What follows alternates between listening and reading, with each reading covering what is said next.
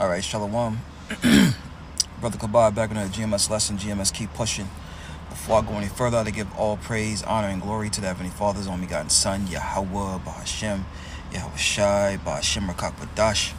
Double honors to our apostles and elders at Great Millstone for teaching us His truth according to the Bible and rule well. And now Shalom, not a sincere argument throughout the four corners of the earth, pushing this truth through diligence and sincerity and in charity. And now Shalom to all you sincere followers, believers of Yahweh Bahashem Yahweh Shai. Not just hearers of the word, but doers as well. You men, women, and children, the hopeful elect. Shalom. And this quick hit is going to be on the strangeness of our salvation. I've been having this precept in my mind all throughout this morning, and it's going to seem strange to a lot of people. It's going to seem really, really strange how the elect of the nation of Israel is going to be delivered from the land of the north. Okay?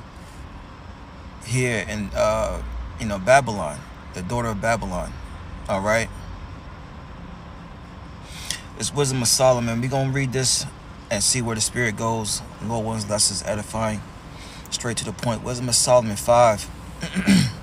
Says, then shall the righteous man stand in great boldness before the face of such as have afflicted him, and made no account of his labors. And the righteous man is going to be the elect. And what we're doing now, starting off with our apostles and elders of Great Millstone, and even their teachers before them, is standing in great boldness in the face of these heathen that have afflicted us, and as well as 2/3 of our people, but mainly the heathen. Top of the list, Esau, Edom, the self-proclaimed so-called white man. Because you got to remember, we're slaves, and this is a big rebellion. Okay, prophesied in the downfall of this man and his system. That's why they're gonna get ready. They any day now. They're going to come after the men of the Lord. All right. It says, when they see it, verse 2, Wisdom of Solomon 5 and 2. Oh, and look, made no account of his labor, Slakia. And they haven't made any accounts of our labors, man. The way this man's system is set up is totally off. All right, we're supposed to get paid, by the time, the end of the day. Once we're done with the job. All right. But not Esau. Esau makes you wait a week, 2 weeks, a month before he pays you. And then before he pays you, he dips his hand in there and taxes you. And they got the nerve to say the so-called black man, the so-called Negro, the Judite, all right, is lazy. When they built America. And you got the northern kingdom that sustains it. Okay? You had Judah and Gad and Reuben build up this place. And then had, the Latin brothers come over and sustain it, man. But they got the nerve to say that we are lazy as a people. Get out of here, man. Verse 2, when they see it, they shall be terrible. They shall be troubled with terrible fear. All right. And why are they going to be troubled? Because, well, let me just keep reading. It says, Wisdom of Solomon 5 and 2. When they see it, they shall be troubled with terrible fear, and shall be amazed at the strangeness of his salvation, so far beyond all they look for. And this is going to terrify them, seeing us stand up, in great boldness on the highways and byways. Tearing down the lies, all right, shining forth this truth, because they know when the Israelites come back to who they are, all right, the current system goes down. The Lord sets his people free, and this is going to be the ultimate release, all right. The Lord said he was going to no longer carry us away, right? What's that? Let's see if I can get it quick precept.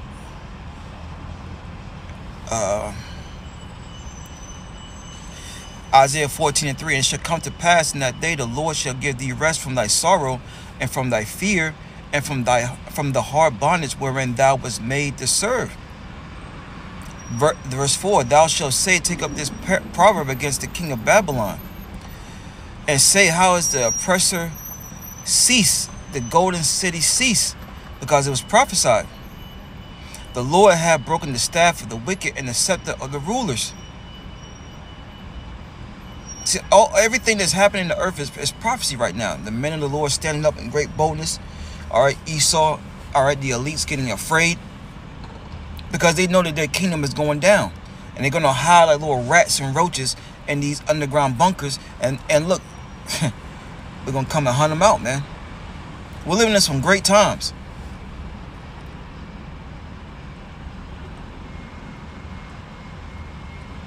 It says, verse 6, he who smote the people with a continual stroke, he that ruled the nations in anger, is persecuted and none hindereth.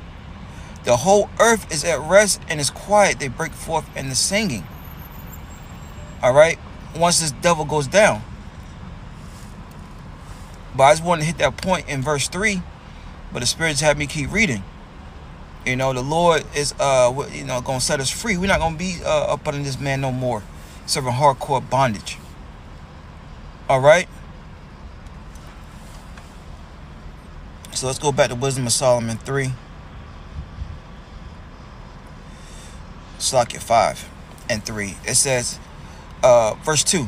Wisdom of Solomon 5 and 2 again says, when they see it, they shall be troubled, terrible fear, and shall be amazed, like you see here on the screen,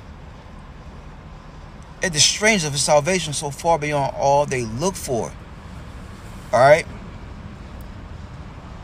Seeing what they call unidentified flying objects coming and lifting up the elect of the nation of Israel, that's gonna make these people bug out. One minute you're gonna see the chariots destroying things, and the next minute you're gonna see them beaming up the elect.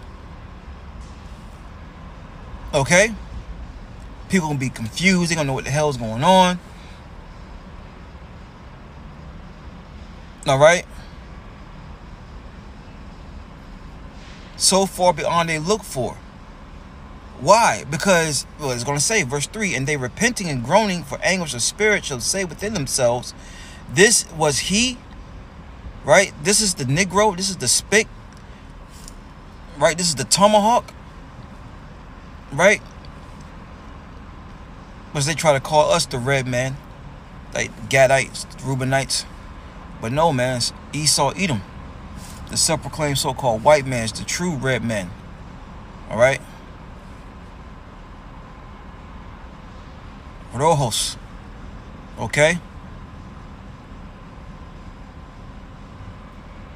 It reads on, this was he whom we had sometimes in derision and a proverb of reproach.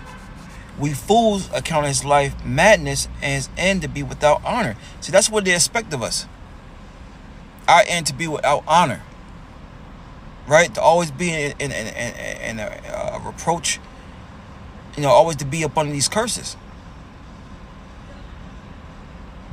But that's not the plans the Lord had. See, these Edomites didn't consider the latter end of things. Eventually, we was gonna wake up.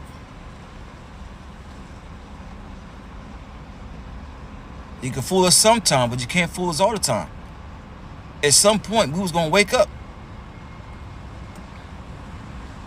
And there's nothing that you can do. Remember, the scriptures tell us in Job, the Lord set bounds that his man cannot pass. 2 Ezra 6 and 9, for Esau is the end of the world, and Jacob is the beginning of it that followeth.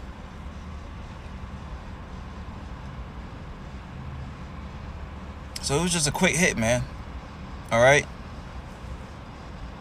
And they're talking about these UFOs more and more, you know, in the news and things of that nature, articles.